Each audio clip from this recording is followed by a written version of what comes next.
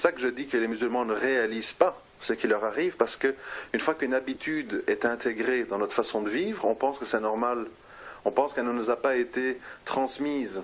C'est comme je dis à certains athées qui me disent, moi je suis athée, je ne crois en rien, j'ai pas besoin qu'on me dise c'est quoi le bien et le mal, j'ai ma propre vision des choses, j'ai pas besoin d'un Dieu juge qui me dit quoi faire, etc.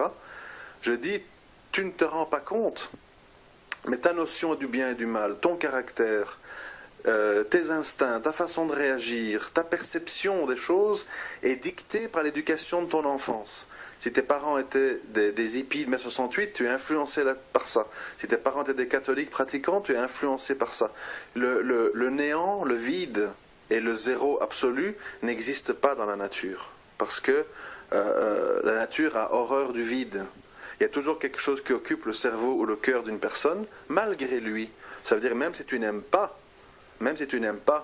par exemple, les concepts judéo-chrétiens, je prends l'exemple de nous, les convertis, on se dissocie par exemple de cette religion, donc pour diverses raisons qui ne sont pas le sujet, c'est pas le sujet ici, mais malgré nous sommes quand même imprégnés parfois de vieux réflexes judéo-chrétiens dans notre façon de vivre et de réagir. C'est indéniable, c'est une réalité. Donc on ne peut pas dire, moi je suis neutre, je suis dans l'islam authentique, je ne suis pas influencé par rien du tout. C'est pas vrai. Dans mon cas, ou dans beaucoup d'autres cas que je connais, quand on a passé 20-25 ans de sa vie dans la mixité, à écouter de la musique, à penser de telle ou telle façon, à lire tel ou tel auteur, à fréquenter tel genre de gens, on en garde des séquelles, on en garde des mauvaises habitudes qu'on contrôle, qu'on réprime, qu'on refoule, mais qui sont là. Donc le véritable athéisme neutre, froid et qui n'est pas dicté ou influencé par une source à la base, c'est un mirage, c'est un leurre, c'est une illusion.